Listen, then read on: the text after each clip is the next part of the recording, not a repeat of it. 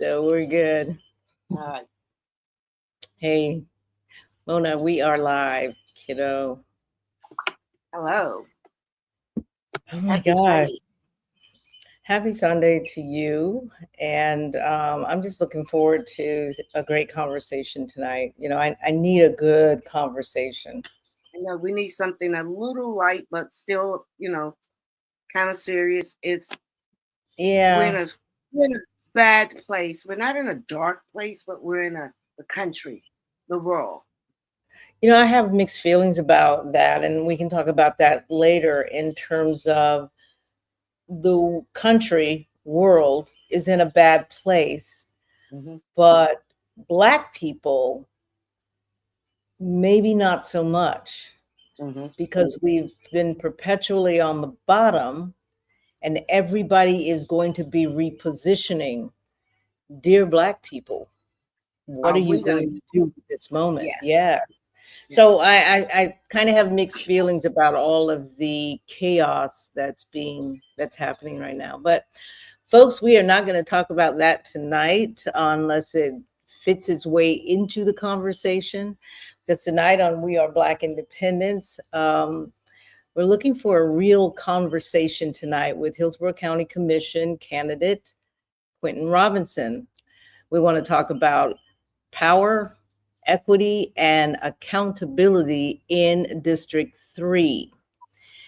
And in the second hour, the target boycott or fast. I'm going to say the fast because there's some mix up about exactly who's on first, who's on third. Whatever it is, Reverend Jamal Bryant says it's over, but the original organizers in Minnesota who started it say not so fast. So who decides when a movement ends? We need to look at that. And did the boycott actually work? So right now, I'm going to ask you to hit subscribe on YouTube, and we're at, I think last time I checked, Mona, we were at like 180. Now that's a far cry from 500, but come on, y'all, we're rooting. We can make it. We can do it. We need the public's help.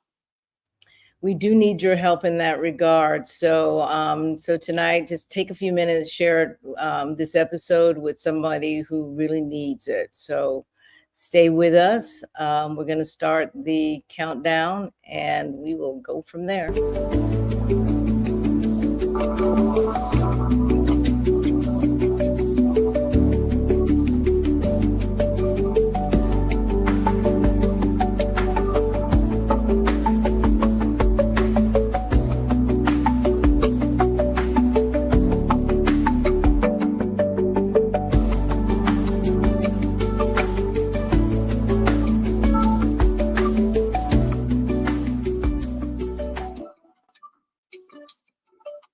It caught me. It caught me, y'all. So give me a moment and we'll get. Yes, I got caught. Here we go. Black Independent, where we speak truth to power, unapologetically. For too long, the black vote has been treated like a given, but we're not property. We're not pawns. We are the descendants of those who built this nation. And now, we're demanding tangibles, not tokenism, because the era of blind loyalty is over. This is the Black Independent. Let's get to work. Hey, so let's get to work, Mona. Here we go again. Yes. So, folks, welcome back to Black Independent. And it's a podcast that challenges our community to think deeper, demand more, and vote smarter. We kind of take voting for granted, but there should be a strategy to your voting. So we're hoping that as a result of you joining us in this conversation, that we all become smarter voters. So I am the host, Jeanette.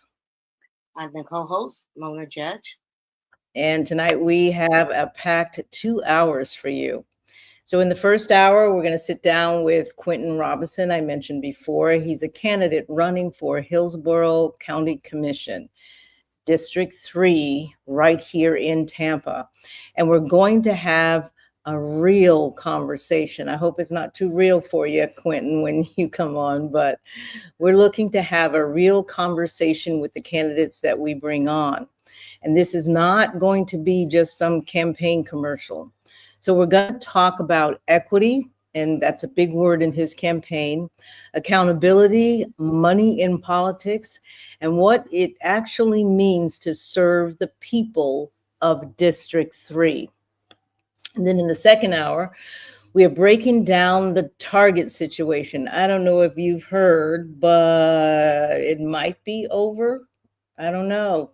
This week, Reverend Jamal Bryant announced that the Target fast is over. But here's the thing. The Minnesota organizers who actually started this boycott are saying not so fast. So Target has made no real policy reversals. So what does that mean for our community? Did the boycott work? Who has the authority to end it? And pretty much what next? What do we do next? So that's 2 hours of real conversation, no fluff, no party loyalty, just the truth according to Jeanette and Mona. So let's get into it. All right, we're going to bring Quinton up on stage. Hi, Quinton.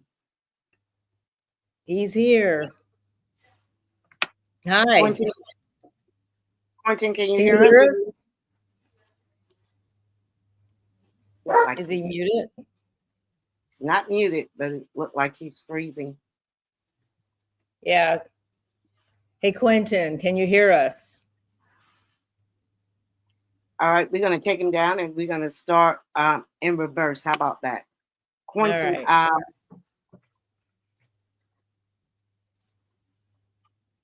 close out and come back in. We're going to catch you at the back end. Bring him up one more time and see. Okay. He's moving now. Hey, Quinton.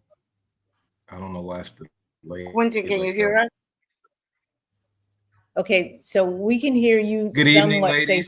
Good evening, ladies. Thank you for having me tonight. I can hear you quite well. There seems to be a delay. Okay. Is there but you can hear us. You can hear us. Okay. I can hear you fine. All right. Can you hear me? We can. We're gonna get right to it.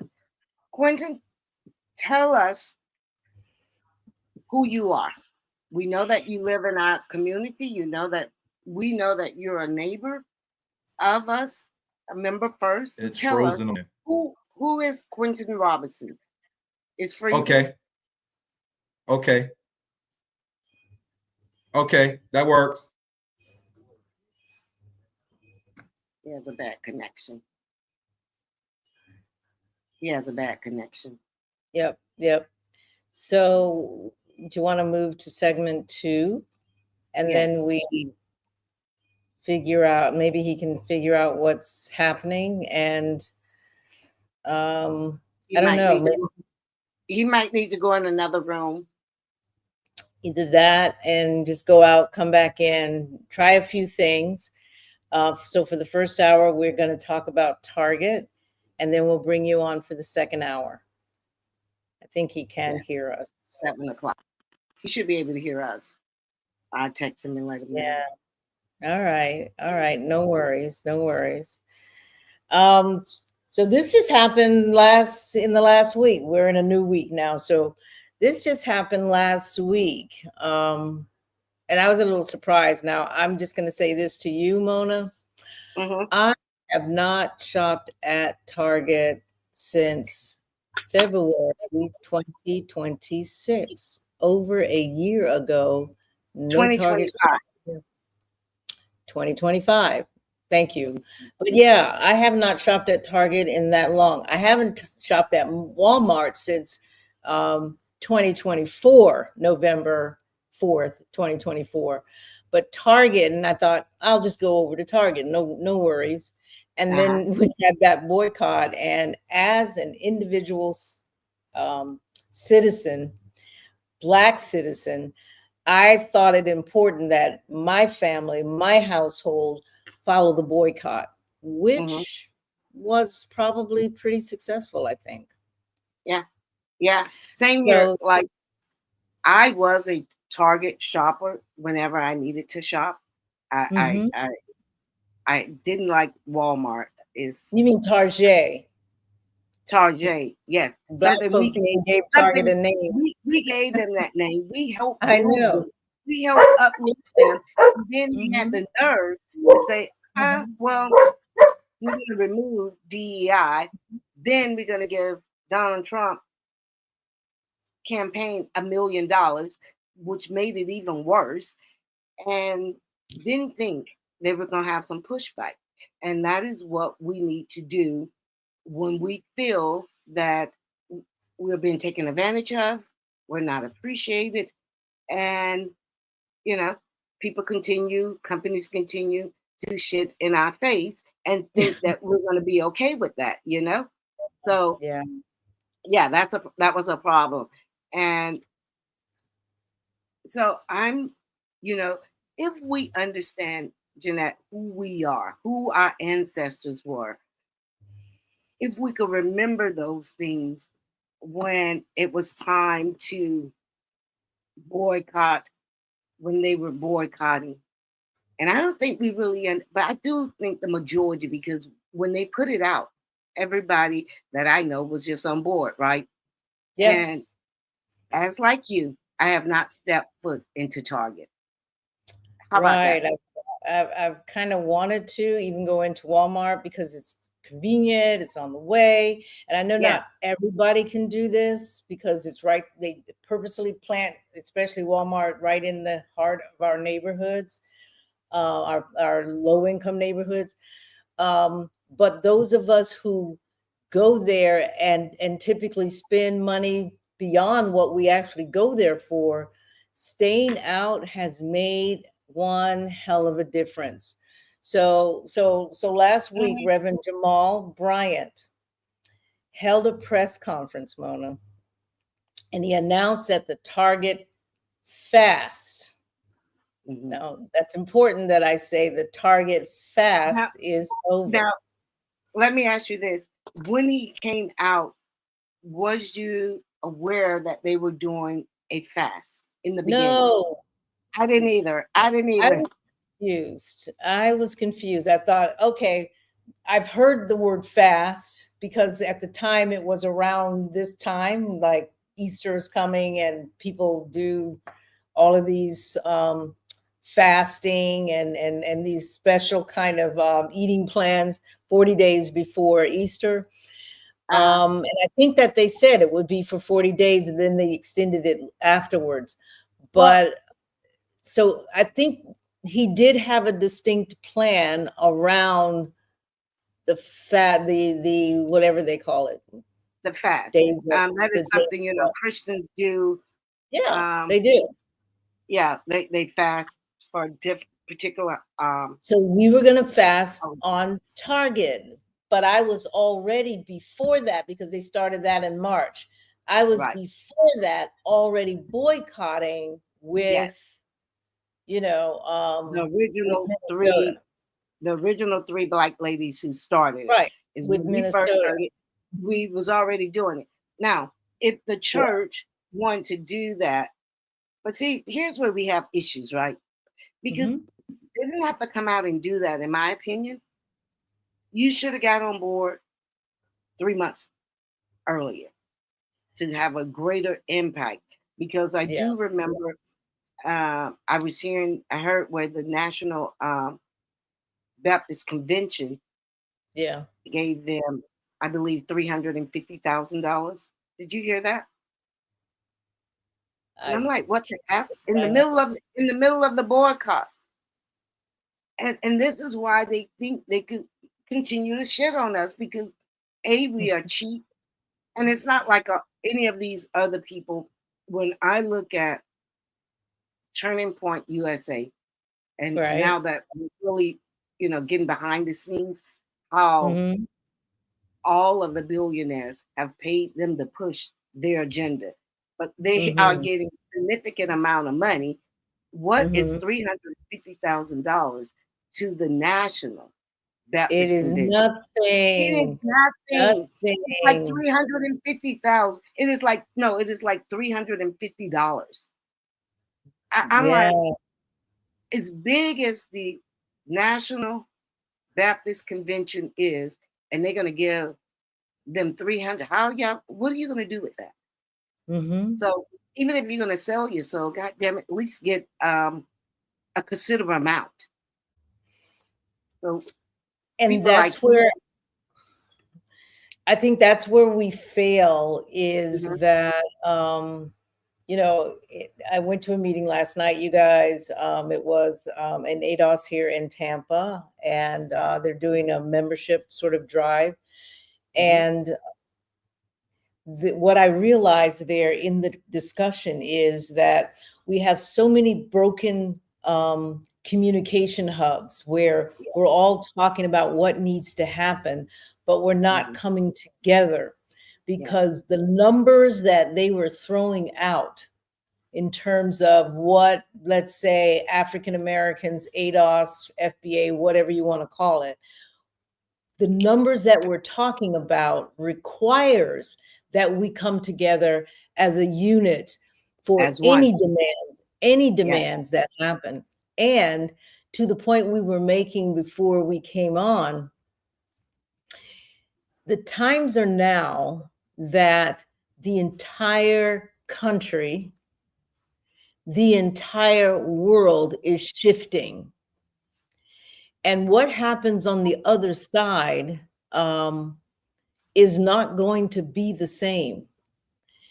And Black people in America, and I would dare say around the world, have been perpetually on the bottom basis the narratives that have kept us there. While everybody else is repositioning, we would do well to come together and reposition ourselves for our children's future, so that we are not on the bottom of the racial hierarchy.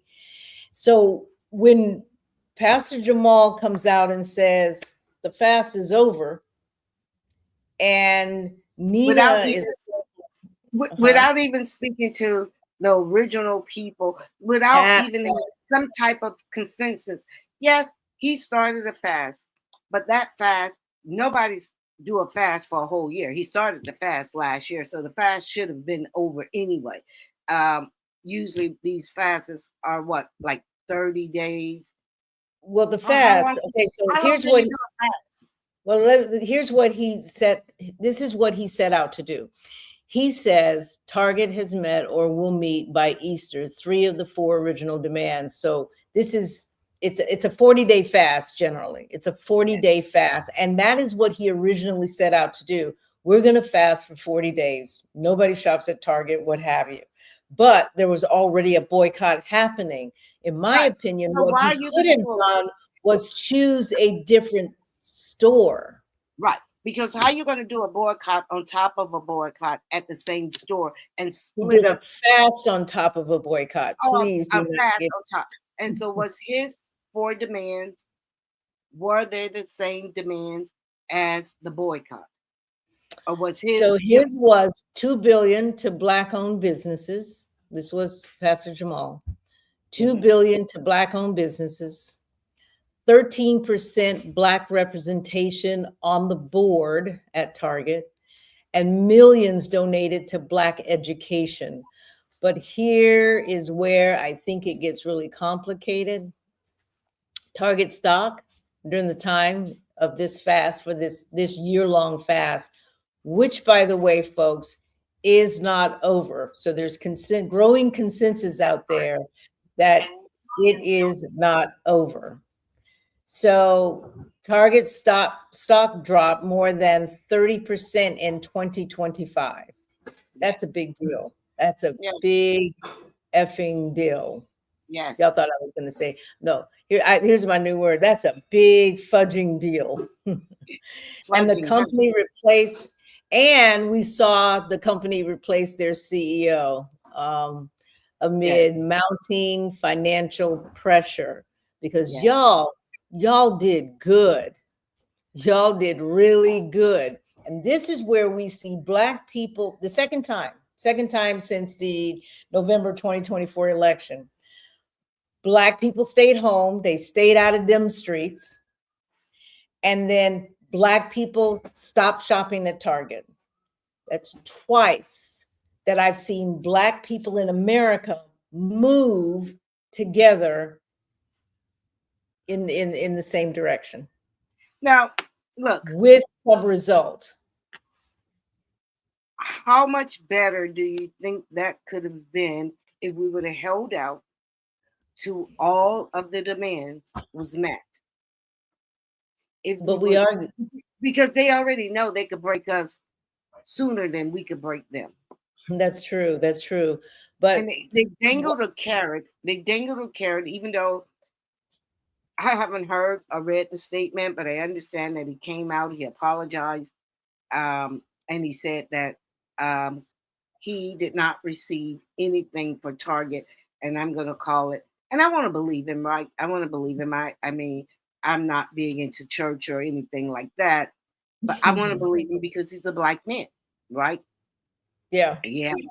He has a huge platform. He has a huge, and that's the thing.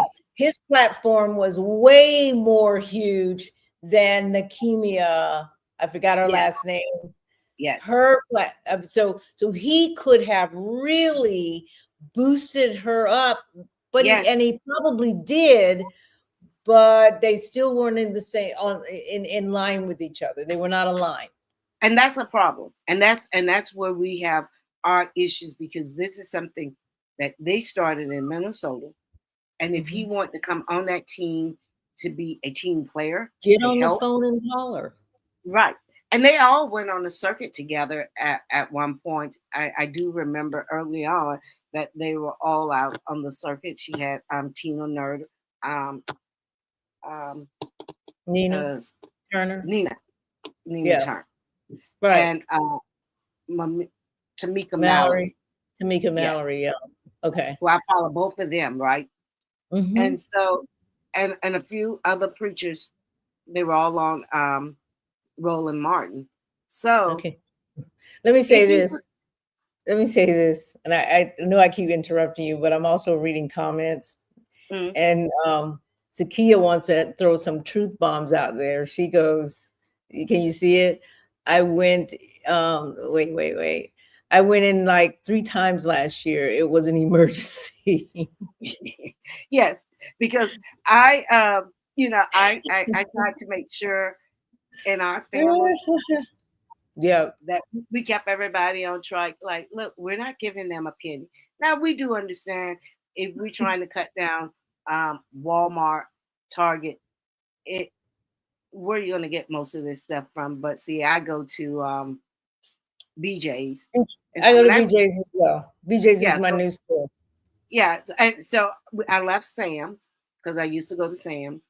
I left Sam's, and thank you, because people don't make that connection that Walmart, Sam's, same thing. Yes. And we had to, and it was inconvenient.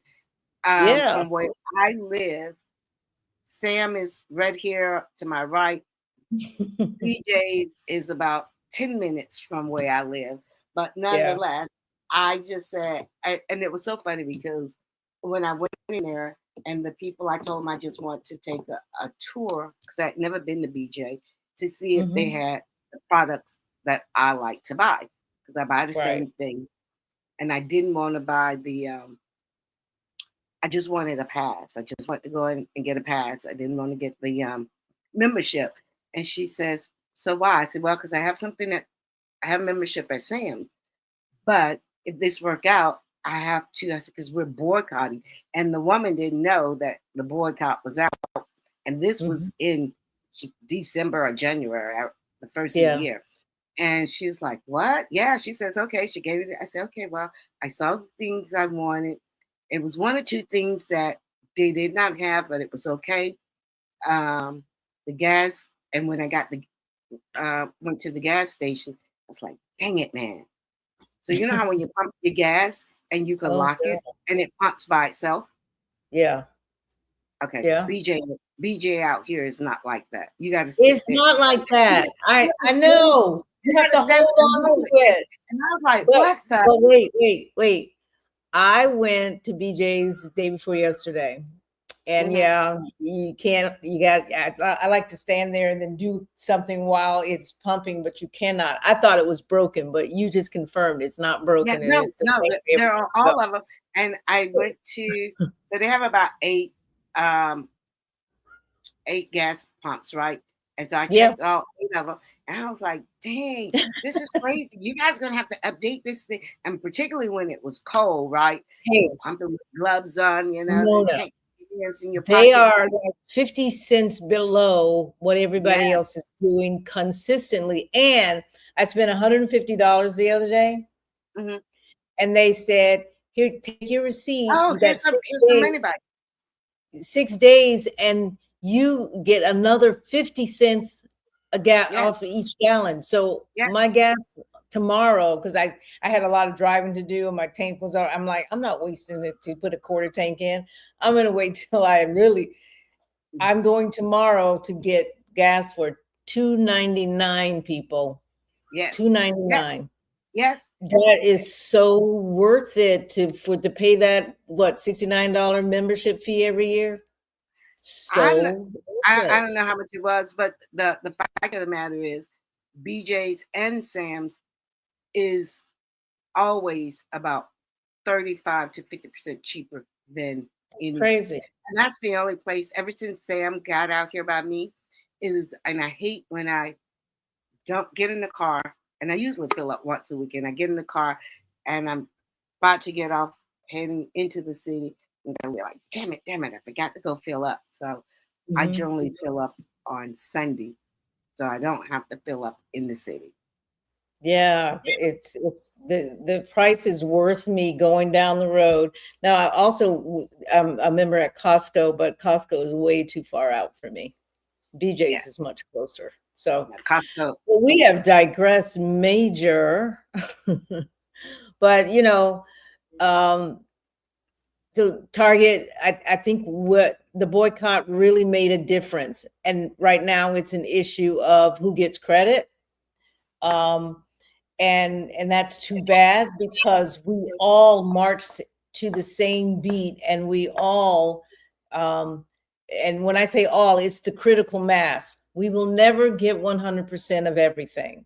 And there are people, as I said, who live in neighborhoods where they are walking or barely making it. So they need to go to Walmart, for example, because of the convenience. But if I can drive, or you can drive an extra 10 minutes to avoid going to Sam's, that's what the power is. That's the power is. But even those people will have to have a little bit of suffering, a little bit of inconvenience. We all have to be able to have a little bit of this, because it is the only way that it's going to work. Now, I heard you just say something, and I would like to say it ain't so, that who wants to get the recognition? You mean to tell me in 2026, the way things are going, a grown-ass man is trying to get recognition first? I hope that ain't true. Because see, I don't want to I want to give him a little bit of grace. Give him some grace. I am giving him grace, particularly for the fact that he did come up and apologize. I'm strong. I'm strong on black men's. We do need his voice, but we need leaders who are going to be leaders, and we don't need people who are going to put us back in a burning house. You're putting on your scolding voice, like we don't need leaders. This is the problem. Come on, dude. You have a significant amount of income, let's say finance, and we don't know what anybody finance is, but I would like to believe that you aren't selling the community out. Or shortchanging us. We would all like to believe that. it's sort of a symptom of the fact that we're not coming together, so that when a settlement happens over here in left field, the rest of us feel like, where did that happen? I mean, how did that happen? And who's getting paid, right? Who's getting paid off, I guess is the way to do it. And so everybody's very suspect about it. And you're right. He did come back and apologize. And I think and I think that's pretty big of him. I got it. I have his apology. You want to hear it? Sure. All right. So Jeanette has the apology, and she's gonna try. And Facebook, Quinton is coming back with us. He's backstage, and we're gonna bring him up in about 15 minutes.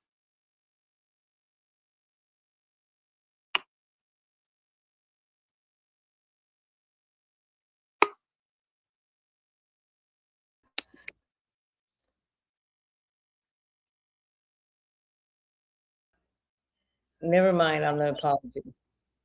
Okay. Because now I got kicked out. You know what? There's a way to move. Can you hear me? I can. All right. There's a way to move on this thing that if you move the mouse in a really weird way, it throws you out. It was doing that to me all morning. And every time it throws you out, you have to reload everything back up. So this might be like a straight talk to Quinton without the without the things. But I was gonna say too, Kevin Beckham, he's on, and he was reminding me of the discussion where they are looking at per American descendant of slave, we're looking at $350,000 payout. So it gets to, you got this thing over here with Target, you've got ADOS over here, you've got FBA, you've got a lot of individuals who've written books like Darity and I can never remember his name, but his complete name. But we just have to come together.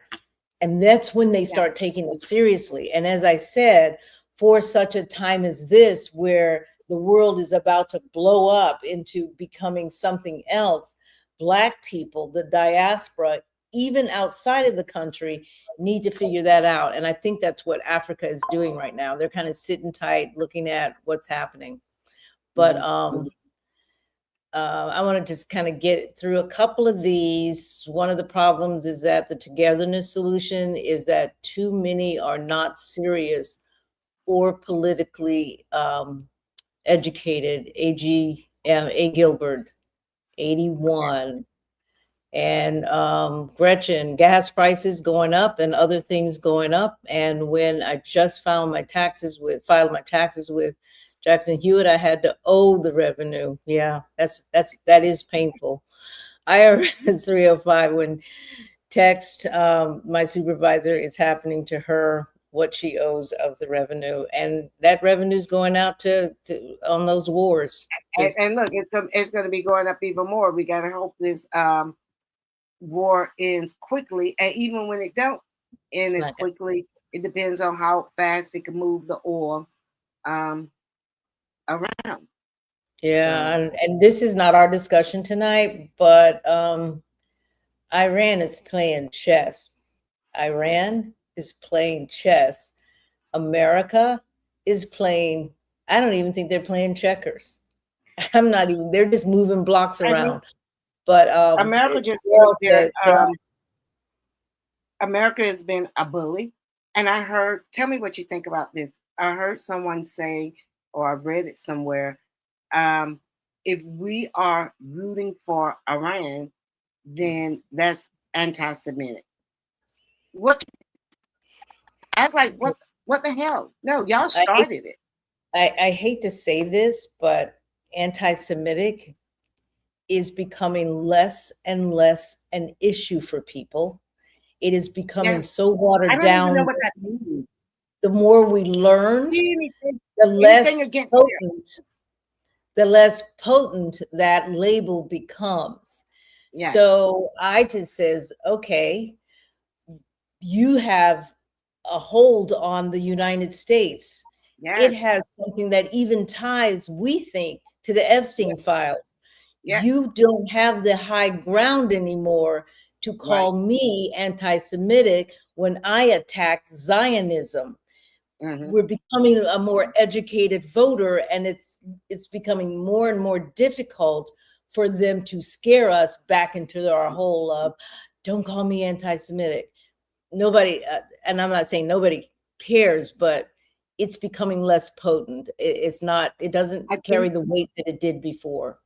I think where they made the mistake, and I'm not a big believer into all the Christian stuff as well, but they made a big mistake when they killed Charlie Kirk, because the onion is being pulled. They made a big mistake when they killed Charlie Kirk.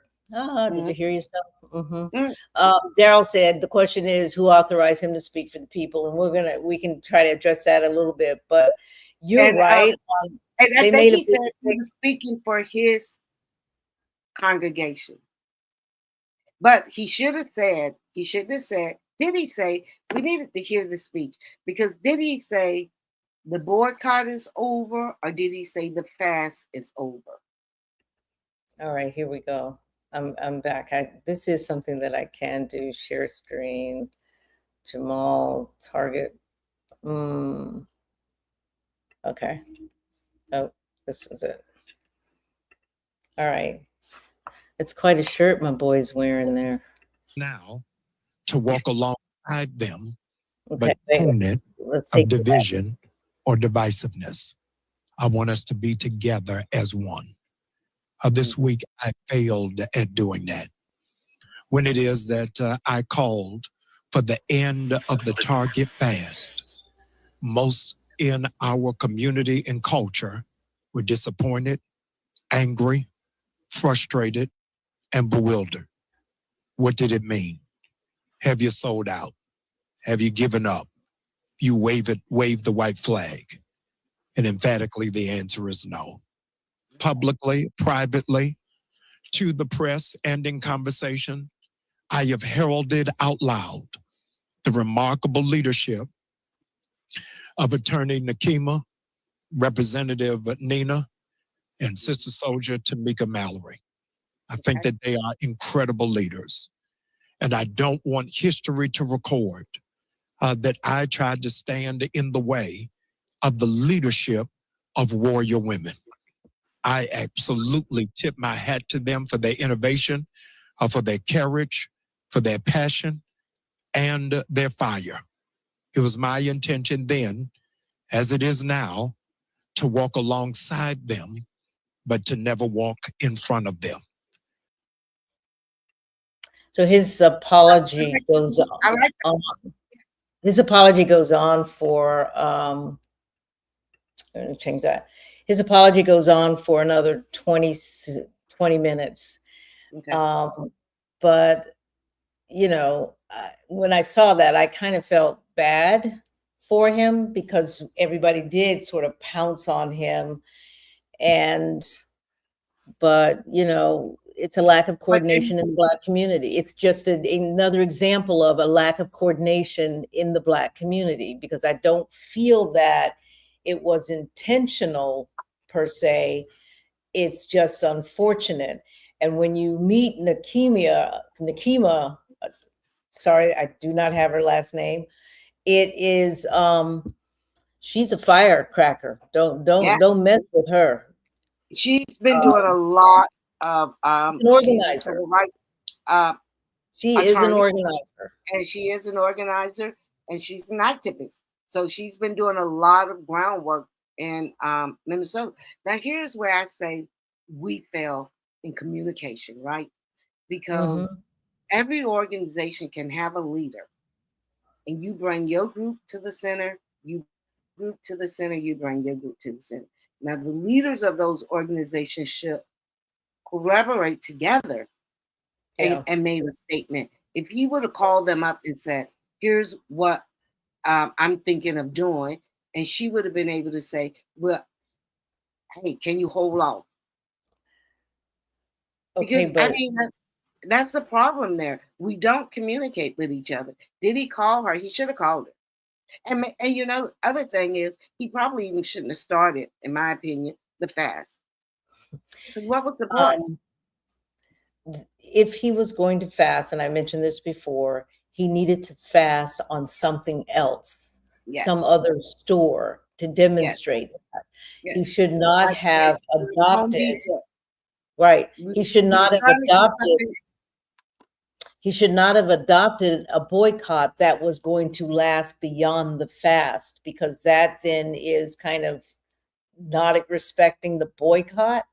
Right. Because you're only doing it for 40 days and maybe it lasts a lot longer than that. So I think we as Black people, this is a learning opportunity. This is a learning opportunity. This was major, I think. I think it was national. We all are paying attention to it, but we can learn from this to say better communication, like you said. And when one person starts in Minnesota or wherever they're going to start something, that we pay attention to that. And if we're going to join it, we get on the phone and we talk about how we are joining forces, the various organizations, like the Divine Nine. We like to talk about the Divine Nine. Divine Nine should be on the phone saying, we're going to support you nationally. We're going to support you, right? So there's a lot of things we can learn, I think, from this national exposure of the fact that we didn't communicate this one very well. Well, and I think this could be our last point. I think it also showed Target and all the other CEOs who might want to come in and try to divide us. It didn't work. They already know they can divide us. That they know. But it didn't work. Because he came back and apologized. And he will be in alignment with us. His people will be in alignment with us. And they're gonna see it because we're not going back into Target. Even the people from his church isn't going back. The fast could be over, but the boycott is still going on. Yeah, and so one of in the end, that the people with the power understand. Now we need to crush them. Not just, we really need to crush them. Let's crush them. Serious, no, crush them. I think we really need to crush them for even crush them. Yes, let's crush them. So despite the announcement that the fast is over, but the boycott, and even Tamika Mallory and Nina Turner afterwards said, we're still boycotting. And that was when I looked at it, it says, well, I'm not going back to Target. Yeah, I had already made up my mind that I wasn't going back. Generally, when that happens and you've gotten used to other alternatives, it is really no need to go back. You don't see it the same anyway. Yep. You know? Yep. So and Target, Walmart, whatever. But I just went in the store the other day and just spent $150, and then I had to go get some gas and blah blah blah. Yeah, that is significant for those who can spend $150, $200, $300 when they go, and they're taking that money away from those. If there's enough, if the critical mass will stick with it, that is what's needed. It doesn't have to be 100%. There were not 100% of the Black folks across America in Martin Luther King's time. There were not everybody wasn't sitting at those counters. Everybody wasn't getting hosed down. Everybody wasn't, you know what I'm saying? Everybody didn't walk across that bridge. The critical mass and the clever or the smart use of media, that is really what we need to focus on strategically. But, despite the fact that Reverend Bryant said that the fast was over, what he didn't get was any commitments or reversals to the DEI policies. Right. And that really was the driving force. So I'm thinking Target thinks or thought, look what we got away with. We could pass Trump And we can get away with it with the Black folks because they're really not together. And we already, if we don't see anything else, we see how these people are. You look at NATO, you look at Israel, the United States, and Iran. They were talking. They were talking peace. They were doing this. They had treaties written out. And if all hell, we didn't say after treaty we're gonna do what we want. We know these people don't keep their word. We know they're not moral. So why would we do that? All right. So we got you ready to bring on Quinton? Close us out on that end. You are really moving. You're moving pretty fast. Yes, because we got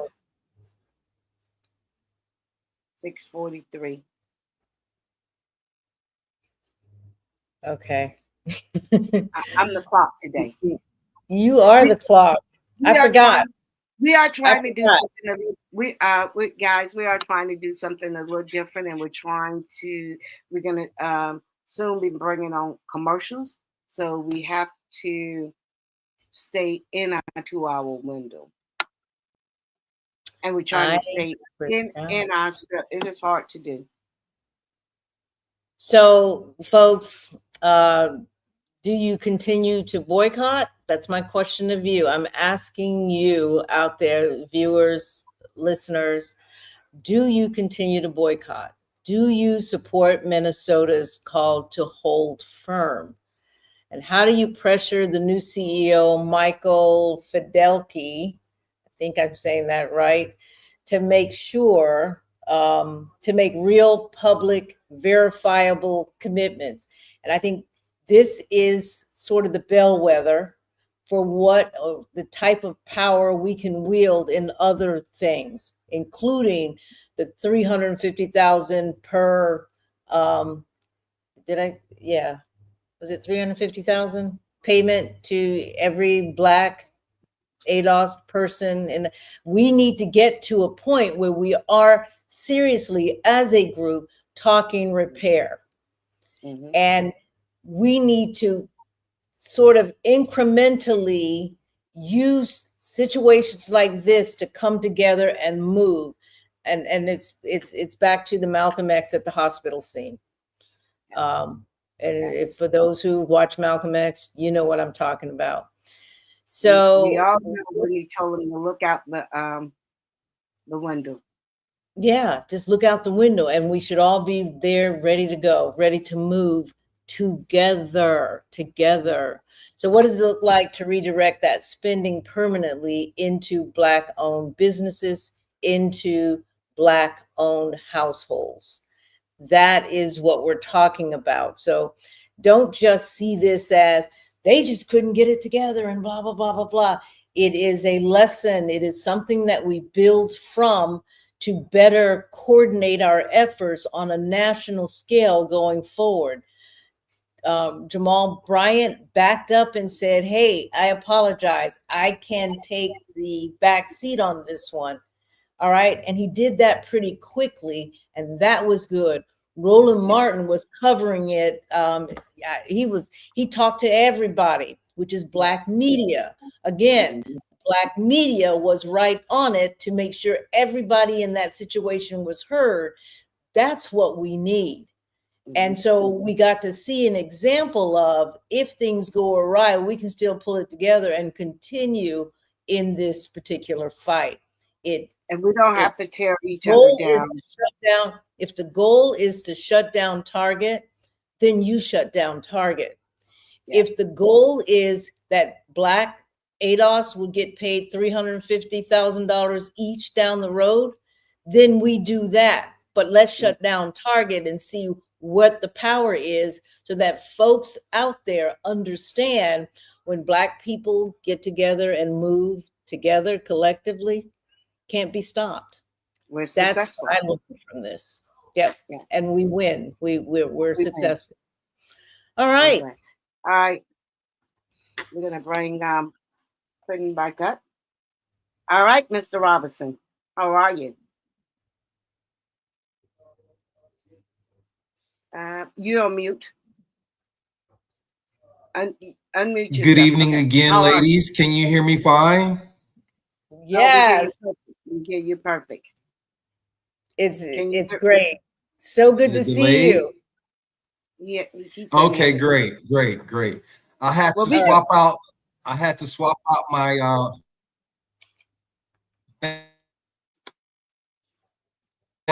my laptop and actually download a couple things just to make sure that I was on the right page. I was having some technical difficulties. There were some delays previously, but I do want to thank you again for having me on. I also want to thank my sister Gretchen for reaching out to me just to make sure I was okay on the technical end, and I'm back. The question that you asked me before the technical difficulties is why I was running for one. Okay. Go ahead. No. So tell us who you are. My name is Quinton Robinson, born and raised right here in Tampa, Florida. I call myself a son of West Tampa. That was the neighborhood of my rearing. Son of Reuben R. Robinson, who's now passed on, who was the first civil rights activist and leader in my life that I was accustomed to, who taught me a lot of things about politics. And a true story and a funny story is that in my youth, when I wasn't on my best behavior, my punishment was to watch C-SPAN.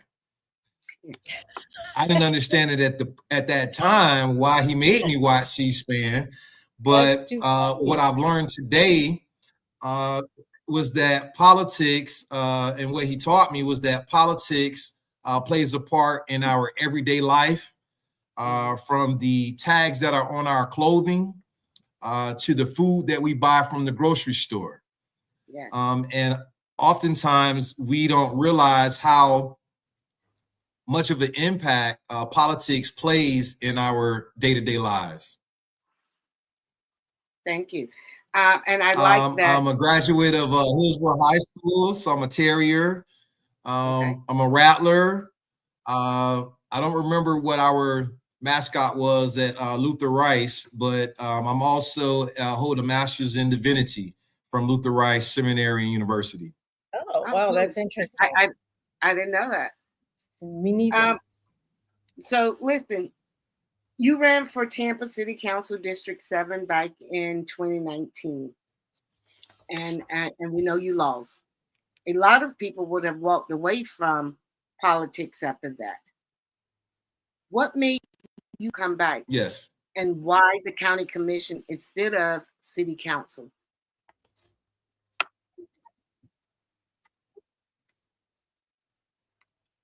Great question. So back in 2019, I did run for Tampa City Council District 7. I still reside in District 7. And District 7 also encompasses District 3. And when I ran in 2019, the platform that I ran on was empowering the community for a greater Tampa. And the policy side of that was about equity. Equity meaning equity in public policy. I know that oftentimes we get the definitions confused between equality and equity. But equity in public policy, what it means is that it addresses disparity first. And there's research that has been done, that was done in 2020. There was a report done by Tampa Bay Partnership where they released a regional equity report analysis. A lot of those that were highlighted, a lot of the issues that were highlighted in that particular report, and this is still available online if you would like to read it as well. It was conducted or completed by the as I believe. So they did like a co-study to do this research for regional equity here in the Tampa Bay area. And what I found was that disparities in these areas have been long lasting, yet even with this report, that was completed, none of the recommendations that were made in the report came to fruition from our local governing bodies, whether it was city council, as well as our Board of County Commissions. So today, I filed back on June 20th of 2025, the day after Juneteenth, which is symbolic, which is what we call Freedom Day, because I believe that equity still matters. That was the hashtag that I created then back in 2019, and equity still matters today. And what we see now nationally is that equity is under attack. I was reading in the comments that it says that DEI doesn't help Black Americans. Well, I mean, if you've done the research, you know that DEI has helped a specific demographic of people and excluded us. Yes. However, the equity part of DEI actually is what includes us. And Okay, so- these are things that our former presidential administration with Biden and Harris actually pushed through by executive order. So these things exist. Equity is not something that I just pulled out of the air or out of the clouds. These are actually things that are already taking place. And one of the reasons I believe that it's under attack is because this is the 21st century's civil rights movement. So unless we move accordingly and to that particular drumbeat, then we're going to continue to have the longstanding disparity that we do have at present. Yes. So I often make a distinction between a politician and a public servant. Both get elected, but a politician serves the donors and the money that keeps them in power. A public servant serves the people. And we can almost know how this has happened when you talk about the study that was done and nothing has been done about it. Though that is telling me that the average person that gets elected are politicians, even though they say, no, I'm a servant leader. But we don't see the evidence. And of course, you're going to tell me you're going to be a servant leader. Tell me. You don't know what he's going to tell you. Let him tell you. But he got to tell me that, because what he going to tell me he's going to be a politician, and when we already said, just listen. Working for us. So tell us which one you're going to be. Yes. Well, I do understand both terms, being a politician as well as being a public servant, and there is a huge difference. And yes, both can get elected.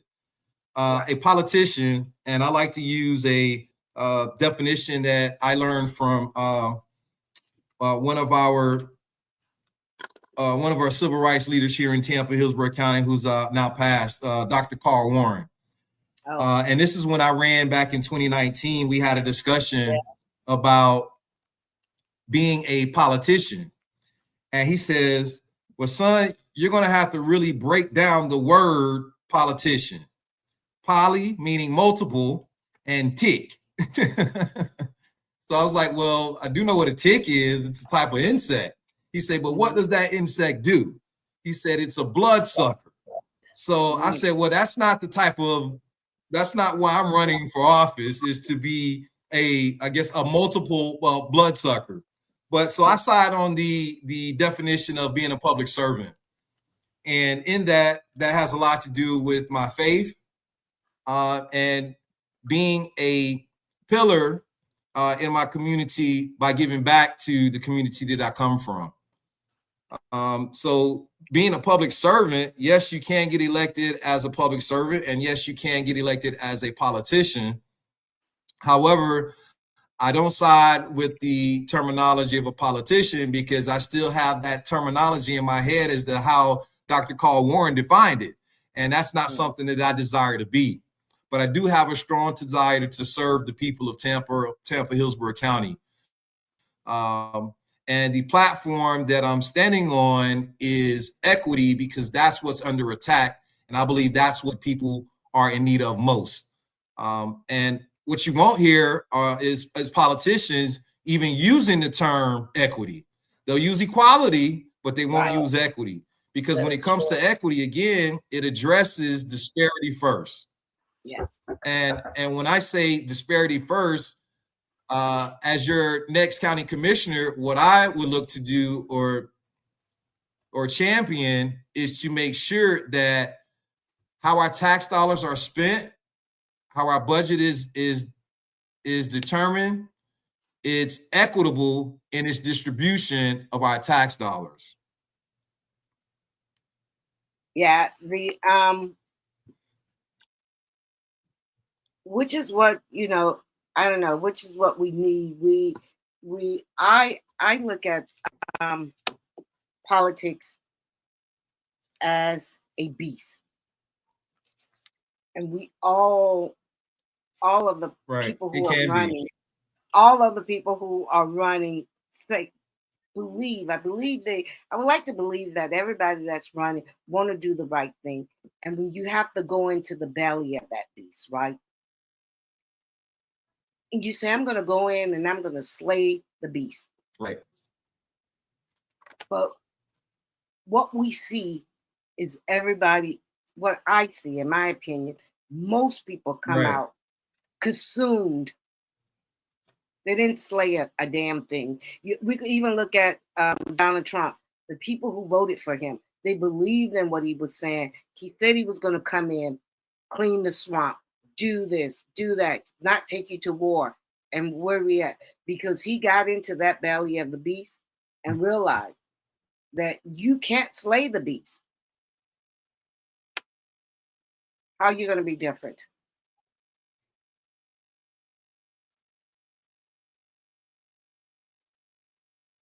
Well, there was a delay. Can you repeat the last portion of your question?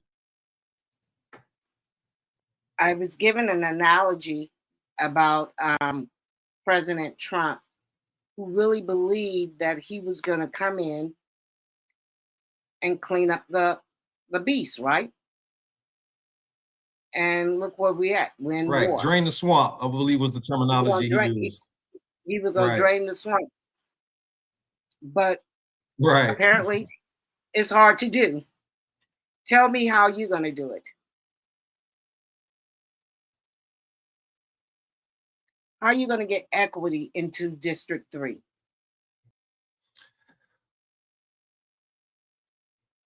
Well, first and foremost, I have to get on the ballot. I'm collecting petitions to do so. I need 2,000 of those, and this allows me to qualify to be placed on the ballot. And this also allows me to avoid having to pay the qualifying fee, which is, I believe, is somewhere up and around maybe $7,000. I'm not a rich man, but I am rich in faith and I am rich on community. And now, how we do that, it's going to take the community to rally behind and really understand what's at stake. Because if equity is under attack, just recently, I see that the state of Florida is wanting to remove DEI as well.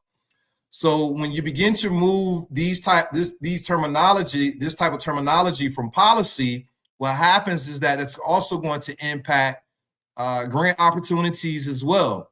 Because if we remove it from policy, now if I'm a nonprofit and I'm going to seek funding from whether it's the city of Tampa, whether it's the county government, or even our federal government, if that language is no longer there, well, most nonprofits apply for funding to assist demographics that are at disadvantage, or the term that I want to use is in despair or facing or in long-lasting disparity. So when DEI goes away, what happens to our local nonprofit that's applying for this type of funding, and now they can no longer get it because they've moved this specific language from a grant application. Recently, last year, our Board of County Commission removed or ended the Affordable Housing Trust Fund. Yes. And this was implemented, I believe, back in 2019, maybe 2018, if I'm not mistaken. However, in 2020, or just recently, just last year, it was ended. So that means there were funds available for affordable housing in this trust fund that have now left. And this is a need that's apparent here in Tampa, Hillsborough County, as far as affordable housing. And that's actually one of my top issues that I would like to address as your next county commissioner. And how we would do that is calling for a moratorium at present, because Tampa, Hillsborough County now leads the nation in home foreclosures. Oh. So there was a reality show called Selling Tampa Bay. So is there going to be a reality show that says foreclosing Tampa Bay? Because that's what we're facing at this moment. Jeanette, did you get your notes back up?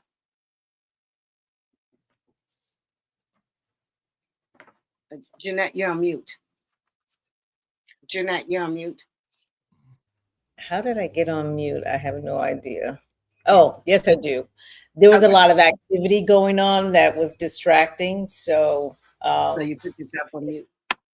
So I had to put it on mute. The dog got loose, everything. So I want to stay with equity for a minute because the Republicans are making equity into the new boogeyman word, the word that people should be afraid of. And I notice in your pictures and in just about everything that you say, equity seems to be a big, big piece of your platform. And even as you talk about the affordable housing issues, what have you, equity has to play somehow in how you make decisions around that. So every candidate, as you've already said, uses equity or equality. And I think that most use equality. And we need to get more using the word equity where it concerns us, because that's the direction that Black people need to be going in, discussions of equity. But the Hillsborough County Commission just cut $10 million in affordable housing, down to $1.4 million in the middle of the housing crisis. Black residents are disproportionately homeless in this county, as you already indicated. So when you say equity, how does that look as an annual budget decision on the commission floor? What would you do? Absolutely. Well, my goal would be to debate this issue and my colleagues on the Board of County Commission to consider what's at stake as it relates to disparities in Hillsborough County. You can't continue to just sweep this under the rug and expect our communities to thrive. There's no way that they can thrive without access or opportunity or results. And those three terms is how I define equity, so that the everyday layperson can understand exactly what equity means when I say it.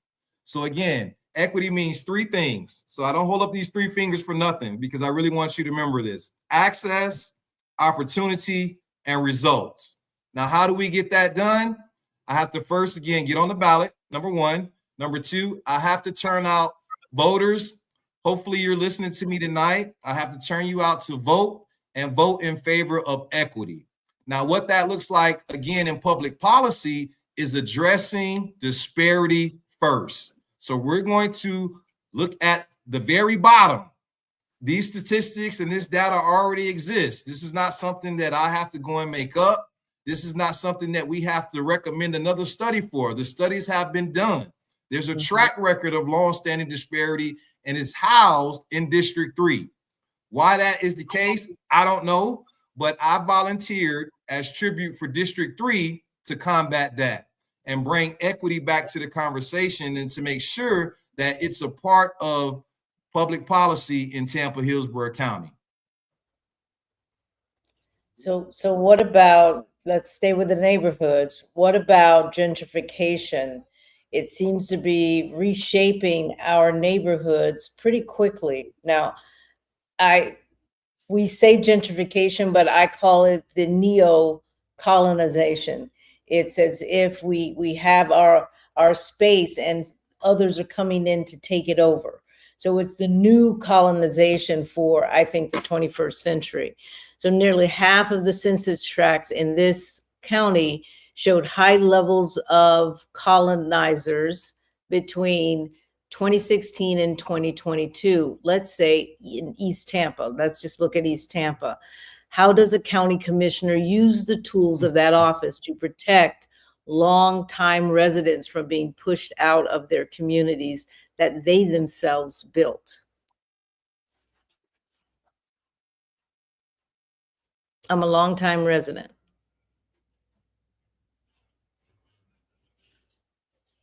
Okay, there on my end.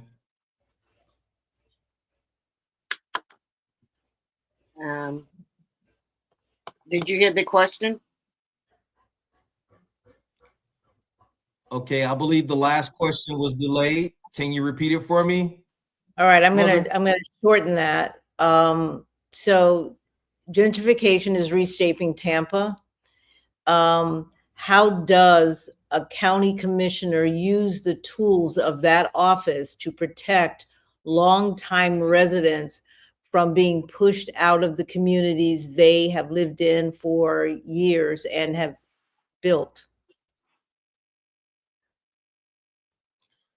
Great question. I actually posted this on my Facebook page maybe a week or so ago about what the county commissioner can and cannot do as it relates to determining affordability, or AMIs as it relates to housing affordability in Tampa, Hillsborough County.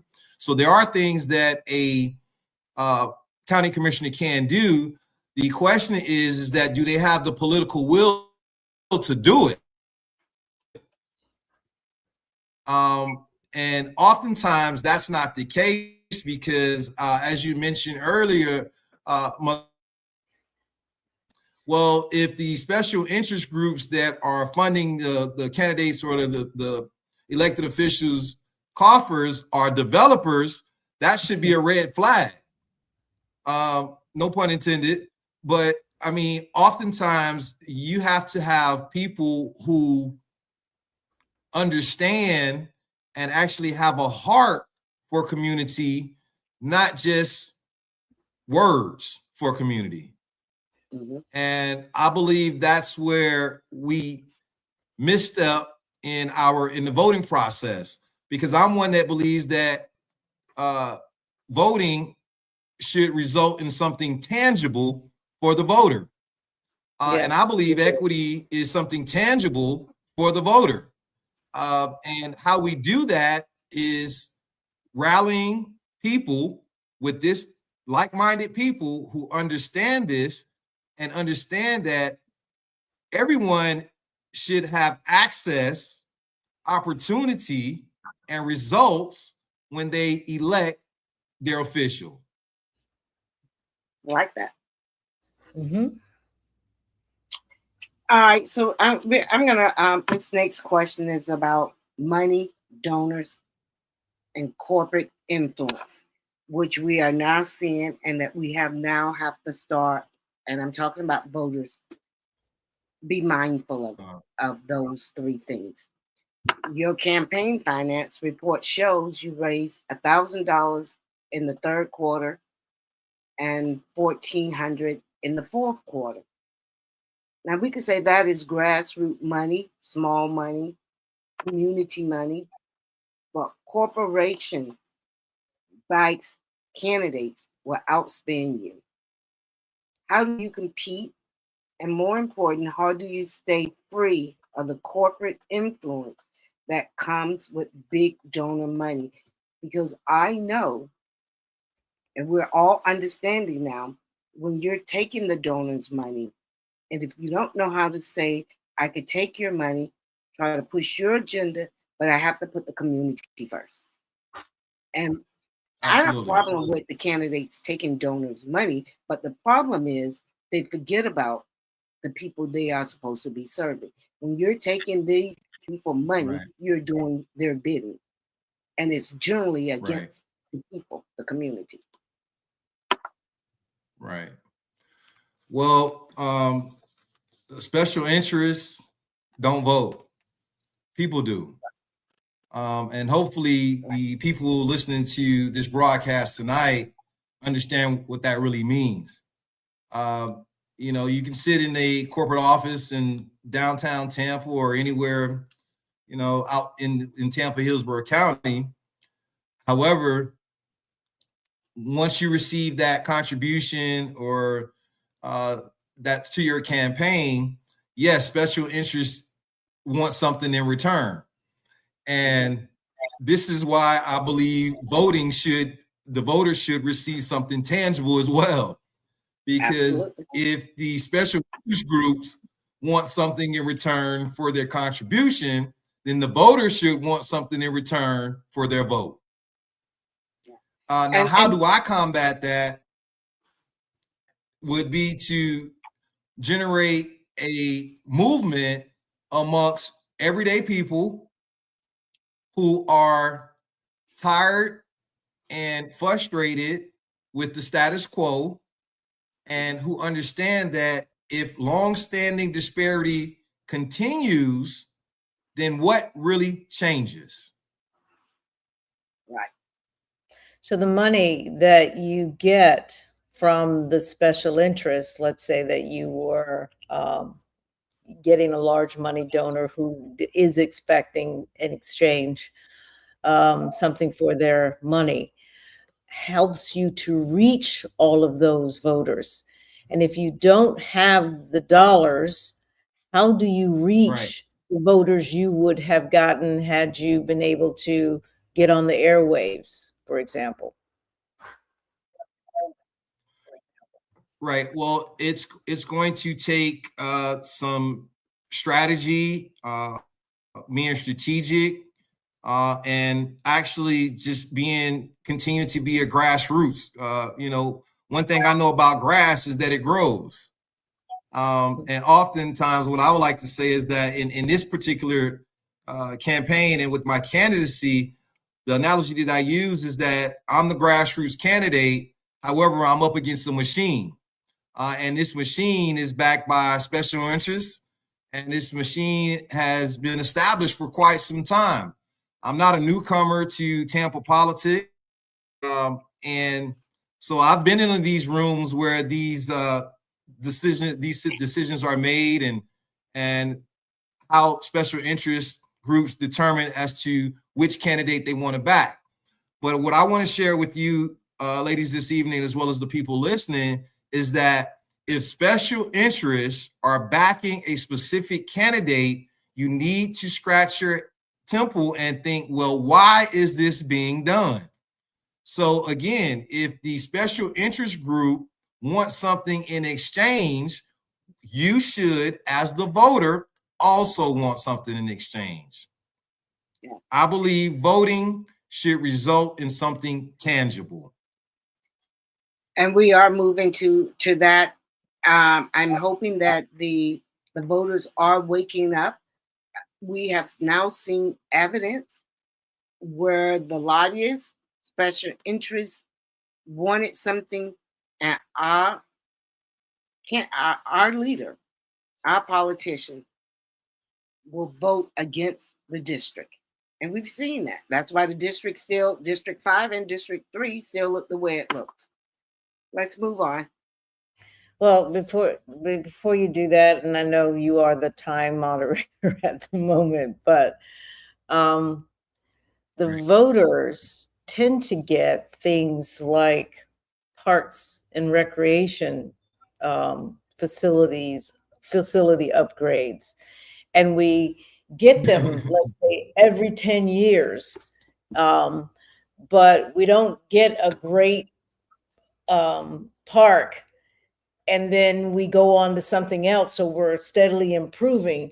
We seem to get the same thing over and over, and then it repeats itself after it's run down, or we get sidewalks, but we're not actually building infrastructure. And I'm talking right now about District 3. We're not really building infrastructure that creates a thriving community. So what do the voters want? We keep getting things that are not at the most basic level, but not at that next level, but that are really up here. And that maybe we need, or maybe we don't. There are other things that we need that we're not getting, like a business district. Let's just say a business district. What are the voters asking you for?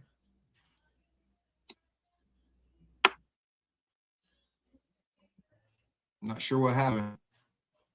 What are the voters, when you are out Can you there? send me or see? Okay.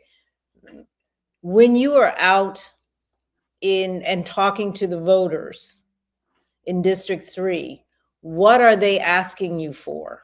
Are they asking you for another park, for sidewalks? What are the voters asking for in District 3? We just lost him, and we're gonna redo this. Because he's talking some good stuff. He's listening. It really is, but that delay is throwing me as well. I'm sorry? The delay is throwing me as well. Because it's like, I want a back and forth exchange. I think we might have to do his interview live, because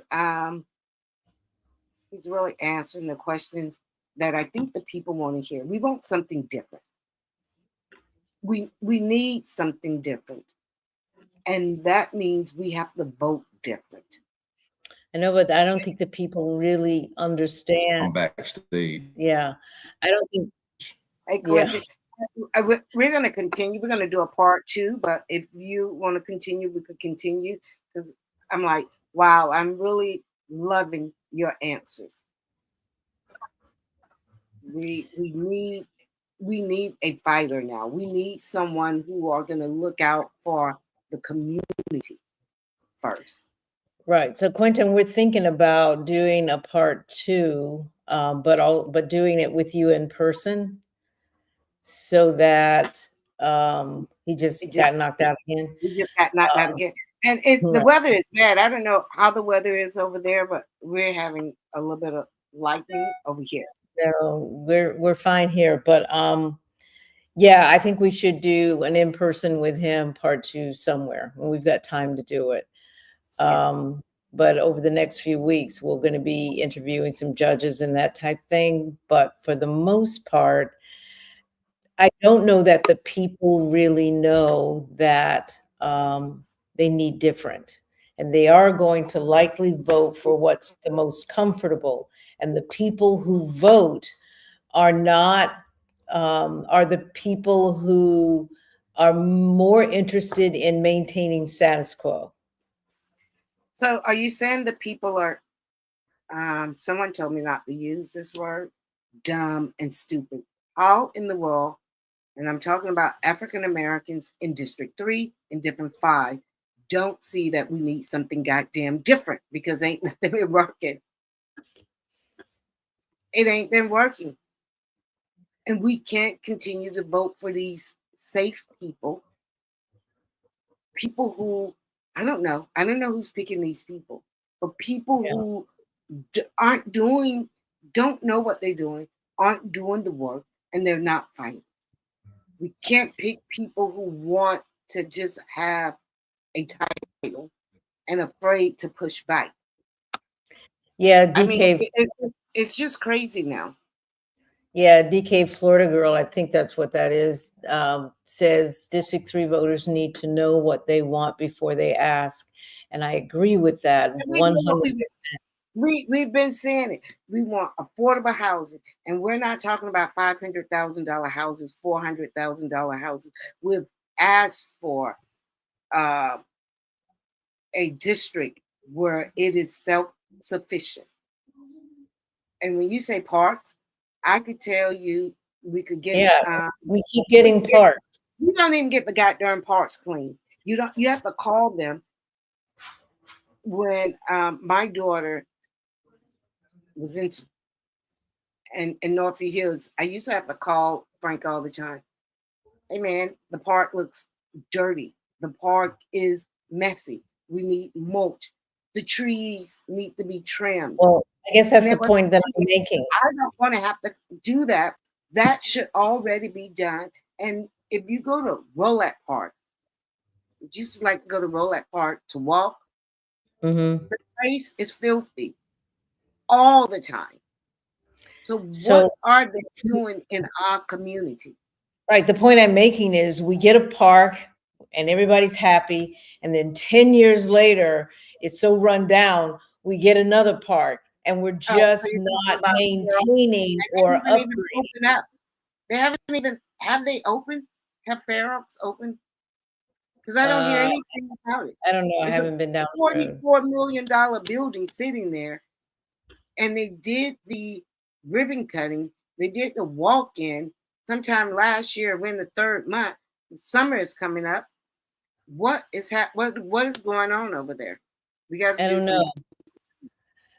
I don't know what's going on over there. I know there was a ribbon cutting, but you know, and some of the comments are really good. Some of us dark Florida girl is what I'm going to say, but DKFL girl, she said makes a good point. Some of us have played it safe too long, and to the point we were making earlier, that the world is changing fast.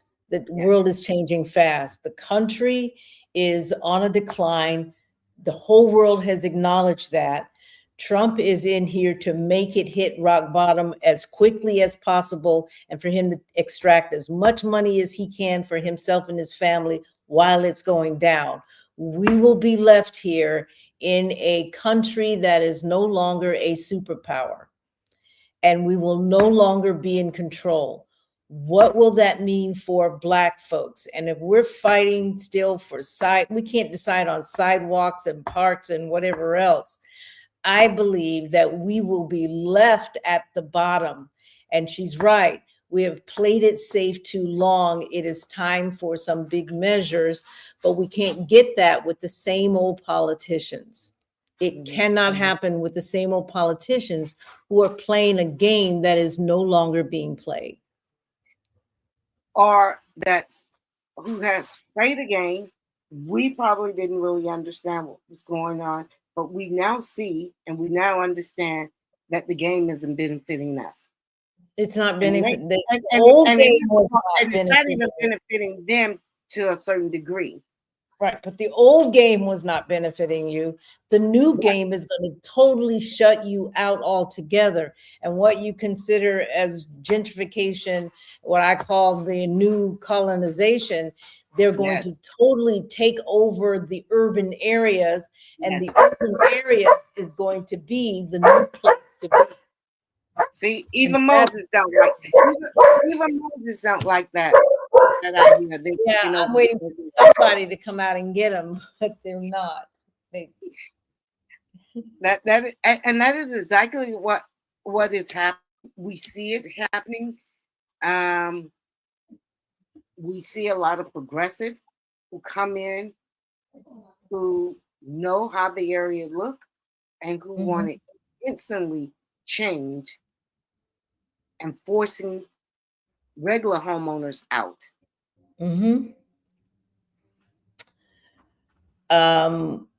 It's not necessarily a politician thing. It is a people thing. And it gets back to the whole Jamal Bryant, Nina Turner, Mallory,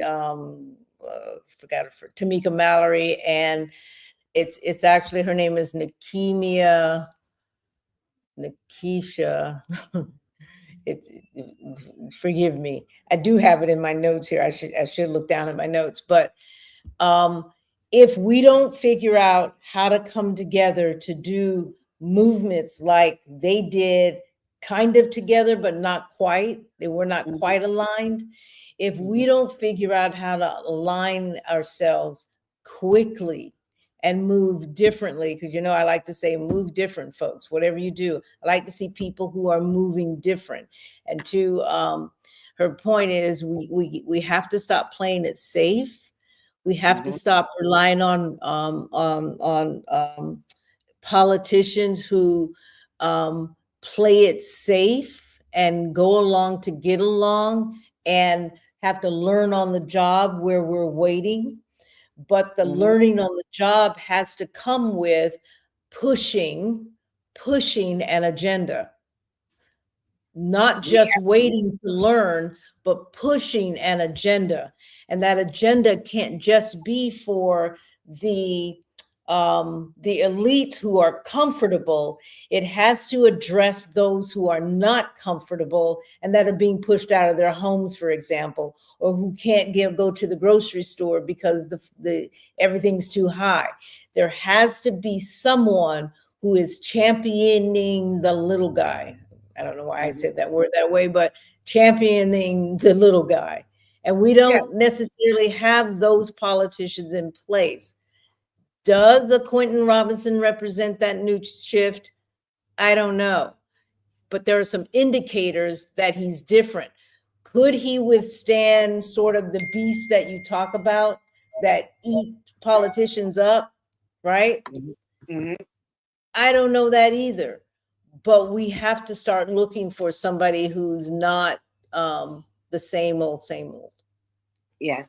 Well, what we do know is that the politician,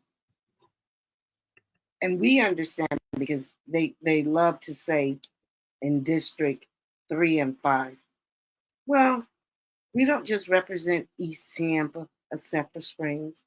We freaking know that. Yeah. Since when did that seat become available? In 1980 or something like that? We ain't seen really no improvement. So we know that you ain't representing just East Tampa.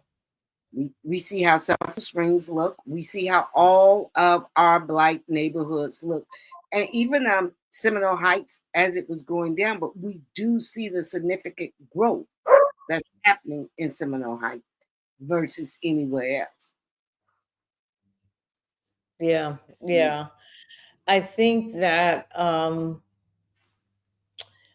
politicians for District 3, for example, they also need to be able to talk to the entire district as to what the needs are or what their plans are. And those plans cannot be skewed to the rich or the comfortable. It also needs to balance with those who are not comfortable. And I don't care how, and that's where the equity comes in, because when there are 3 kids that are standing and trying to look over the fence, and one is tall, one is medium, and one is short, that little short guy needs the taller box. Yes. The tall guy doesn't even need a box. And he might need 3 boxes. Exactly. The shorter one might need 3 boxes. But here's the problem with District 3 and District 5. We have now included downtown, Channelside, and most of the budget is going there. And we don't have anyone fighting back and saying, we need fighters, like you said. And we need somebody who is not just fighting for fight's sake. They are able to articulate what the need is and why the need is important. And we're not waiting for the area to be colonized before it gets priority. Because, you know, once it's gentrified, all of a sudden you've got armature works coming in, and you've got all these Yes. The publics will come in, but they'll wait until it has been colonized or gentrified. But I it like needs colonized. it needs to happen now. It needs to happen now. Absolutely. With a high Black population. And so I'm looking at this to say, how do we begin creating narratives or having discussions or talks that discusses the need for maintaining these communities rather than turning them over? Because it's just like the migration when white people migrated out of Africa and started creating this stuff, and then they were fighting each other all the time, and they didn't have time to really innovate. But Africa over there, they were innovating. Then they came over to Africa and says, well, darn, y'all got all these gold and look at all of this stuff. And then they attacked us, right? They just started attacking us, and then they started taking over and colonizing Africa for the resources, stealing the resources. That is what is about to happen in 2026 with the inner city or urban areas or communities are about to be recolonized, and we will be relegated out into these 4 and 5 bedroom homes with no money, because they are getting rid of things like, what is that program? Section 8, which is what puts these people out there. We have a question, and I lost it, but the gist of it, do we know how to come together? All right, it's right. It's right there. You see it? Can you see it? No, do we know how to come? This is from DKFL Girl. I really want to know what that is. I want to say Dark Flag Girl, or Florida Girl or something. But do we know how to come in alignment with a common purpose to get the work done? The work must be effective for real change. So we need effective politicians, but we need effective leaders. We do know how to come together and get the work done. But what we have not realized is the power to be will get the gatekeepers to always stir up. So it's always a fight. That is what I have seen has been the problem from the time we started with Fair Oaks. From the time you start with anything, we fight, and it is not us fighting. It is the power to be that does the divide, and we fall for it every time. That's true, but any great movement, and we've said this before, really doesn't rely on the people or the politicians. It relies on us pushing the politicians. So you've got a city council person that represents the area, the district. Is it District 5? District 5. And so anything that needs to be done, and we're not talking about the people up here who can afford to, who have moved out of the district anyway, and they might have a little property there, but they have moved out. Those folks tend to be the ones we cater to rather than the ones at the bottom who actually need it. Right. That's what our politicians are paying attention to.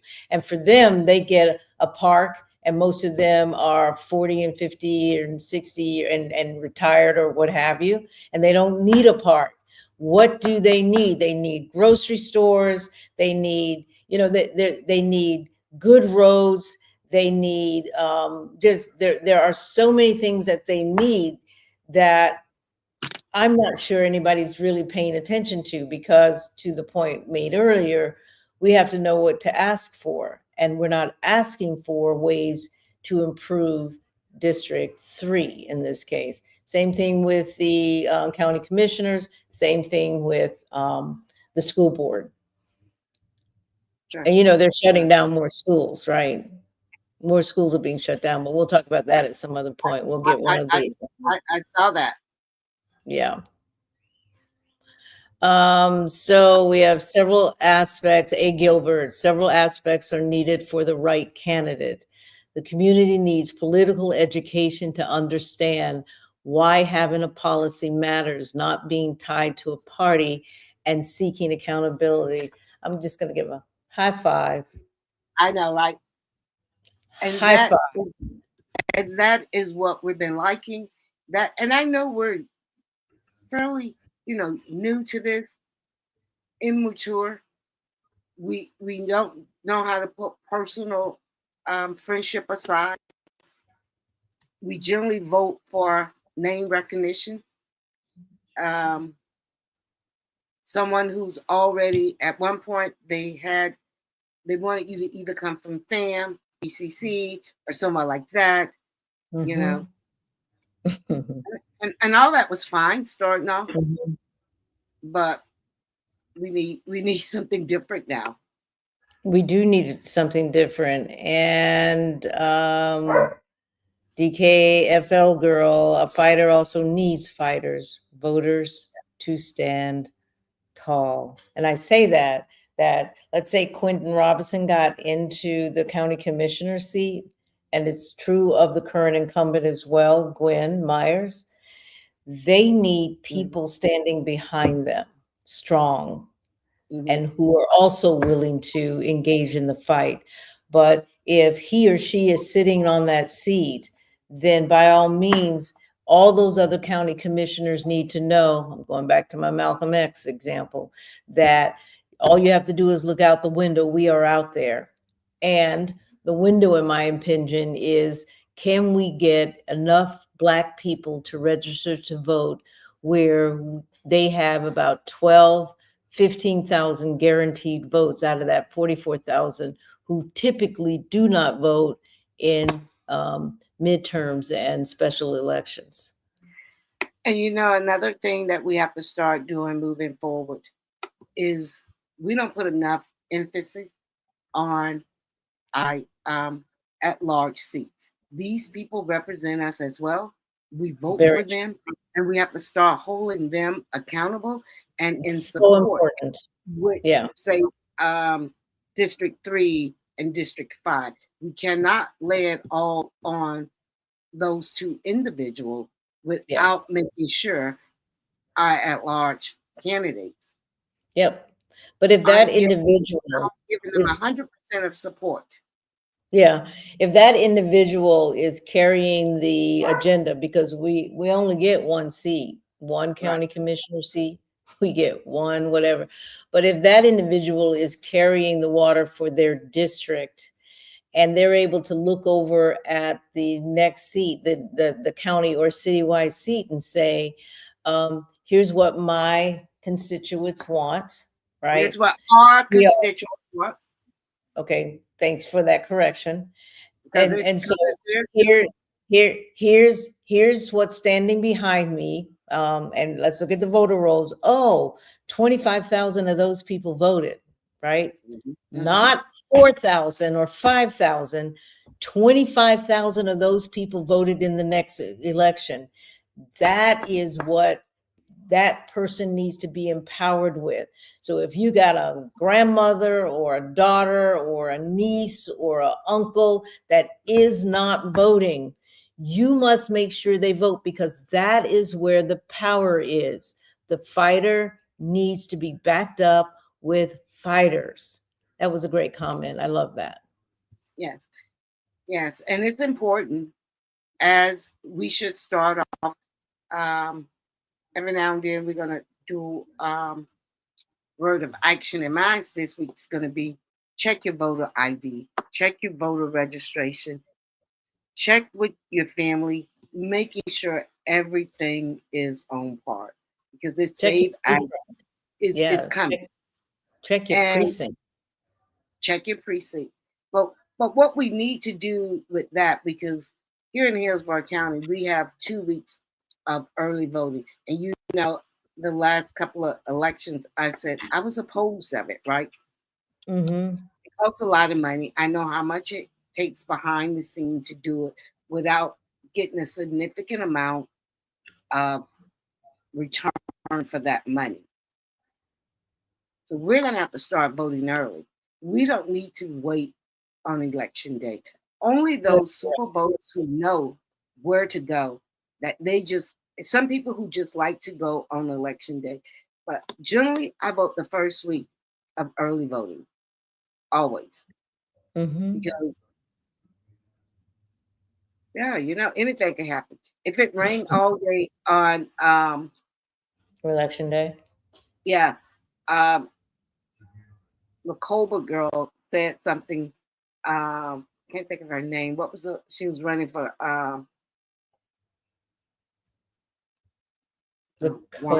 Anita Colbert. She was running for city council. Right. And she made that.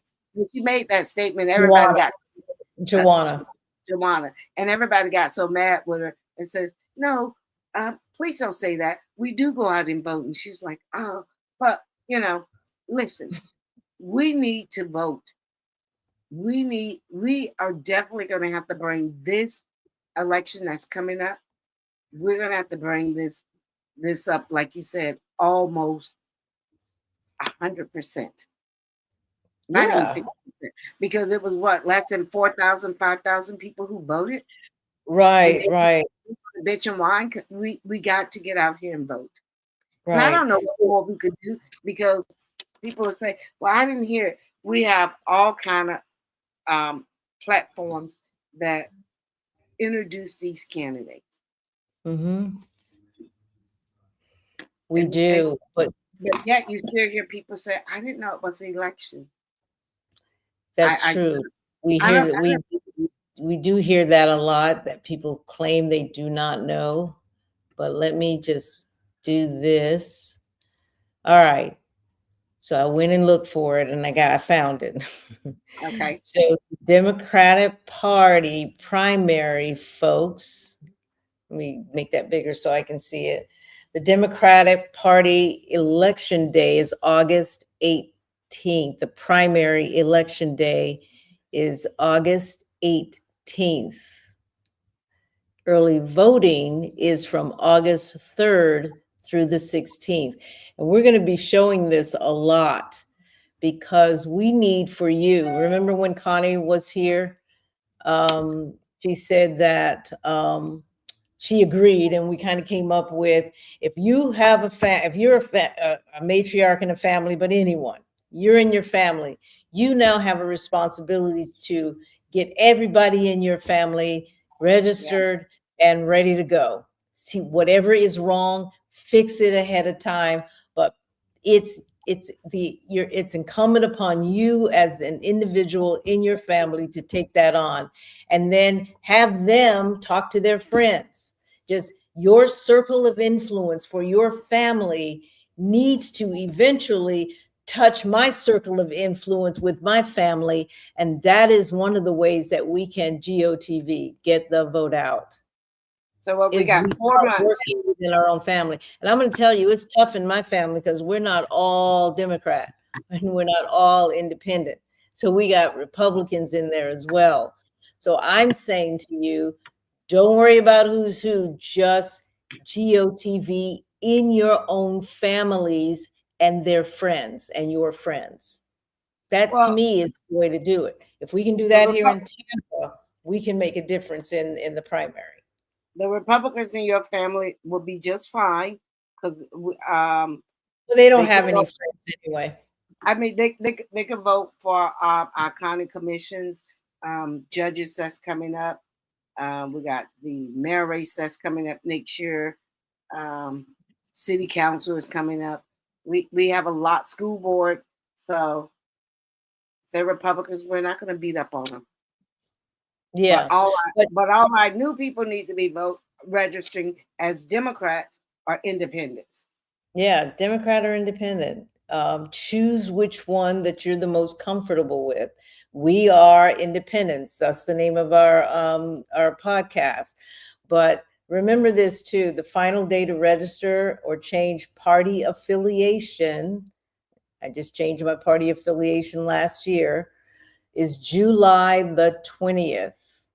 All right. These are dates that we're going to remind you of pretty much every time we come on. I think we should finish with just reminding people You got to get out. You got to do something, because if you do nothing else, we didn't get out in them streets after that last election, but what we kind of rested and we learned, and we some people did some line dancing. I don't know, but what the job for us is going to be to get out and vote, and to get as many people around us to get out and vote. But because the Republicans are making a concerted effort to suppress your vote, it's going to be a little bit trickier or a little bit harder if you don't have the proper documentation to register. And I think they're going to try to do voting as well, but register. And that's the SAVE Act. And we'll talk about that at some other time. But do what you can now, because that's really where the work is. The work is going to be you, whoever you are, you. So it's 4 months. We have 4 months left to register. Generally, the first part of July, we'll start talking.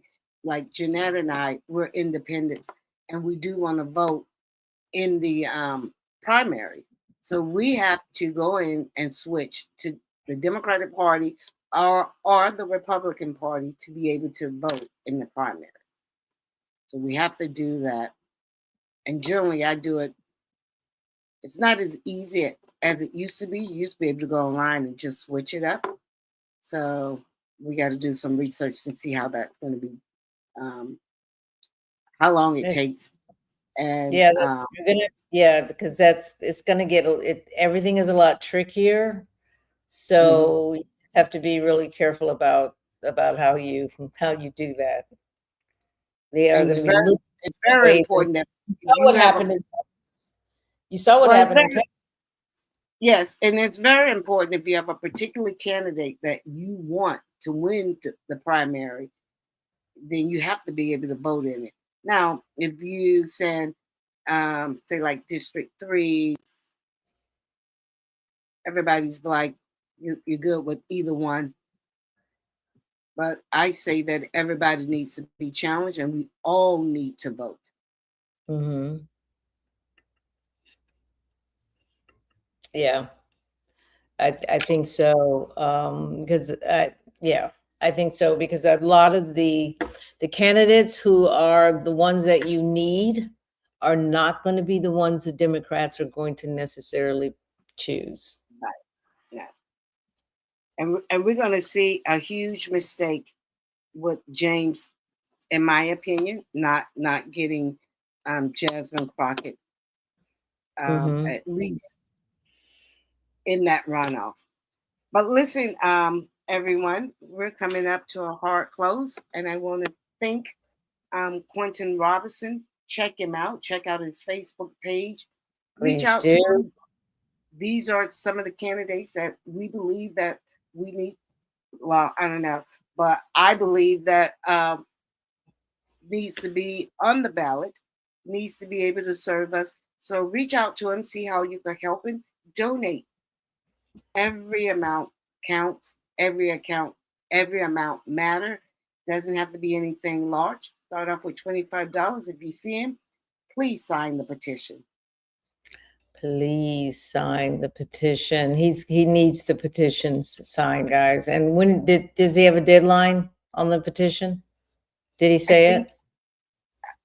He didn't say it, but I'm sure whenever qualification. So if this election is the last day that the register was July 20th, so it's probably coming up soon. Yeah, it is coming up soon. My dog is locked out on the lanai. So, folks, that's our show for tonight, because Mona's right. We have a hard stop. We're looking at right now. And I want to thank Quinton Robinson. It was great information, and we want to be able to give you an opportunity to have a very smooth dialogue, and where you can sort of feel the questions of the audience. And we didn't do that quite as sharply as we wanted to. So we'll either work out your internet issues, maybe, maybe you'll have to go somewhere else, or we'll come together. So we'll talk about that in coming weeks. The election for Hillsborough County Commission District 3 matters, people. It really does. And we encourage everyone in the district to do their research on each one of the candidates. That pool has grown. And right now I know of 3 folks that are running, 2 in addition to, you've of course got the incumbent, you've got Quinton Robinson, and you have Twanda Bradley has joined, put her hat in the ring. But we want to make decisions that are based on results, not party loyalty. So, and on the target conversation, we want to hear from you guys. Is the boycott over in your household? Are you boycotting? Are you still holding the line? Let us know your comments. Let us know what you're doing to move the agenda forward. Remember, this could be a bellwether for bigger and better things down the line as Black people, not just in this country, but I think internationally, start making demands. We are the ones who built the culture in this country. And somebody said, if not for Black people, I don't think America would be America, not the America that people want to go to. So we have a lot invested in this country, but over in Africa, it's full of resources and everybody wants it. So in this new iteration, reimagine what it means to be Black in this world. So again, we air every Wednesday and Sunday at 6 p.m. Subscribe and share this episode. Tell somebody about the show. We are building something very real here, and we will see you on Wednesday. Today is Sunday. Today is Sunday. We'll see everyone Wednesday at 6 o'clock. Good night. Good night to everyone, and take care.